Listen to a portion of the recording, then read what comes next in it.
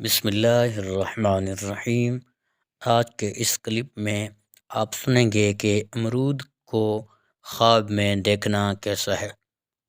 حضرت ابن سیرین رحمۃ اللہ تعالی علیہ نے فرمایا کہ امرود کا اپنے وقت پر کھانا کہ سبز اور شیریں ہے تو دلیل ہے کہ مال حلال پائے گا، اور اگر امرود زرد ہے تو بیمار ہوگا، اگر موسمی نہیں ہے اور اگر امرود زرد یا سرخ ہے اور مزہ شیریں ہے تو اس امر کی دلیل ہے کہ مال حلال پائے گا، اور اگر ترش اور بے مزہ ہے تو غم کی دلیل ہے۔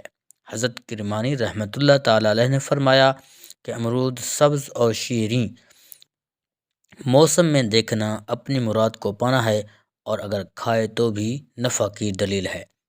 حضرت امام جعفر صادق رضی اللہ تعالی عنہ نے فرمایا کہ خواب میں امرود کا کھانا 5 وجہ پر ہے: اول مال حلال، دوم تمنگری، سوم عورت، چہارم مراد کا پانا، پنجم نفع۔ اور اگر دیکھے کہ بادشاہ امرود کھاتا ہے تو دلیل ہے کہ جس قدر کھایا ہے اس کے مطابق کسی بزرگ مرد سے نفع پائے گا۔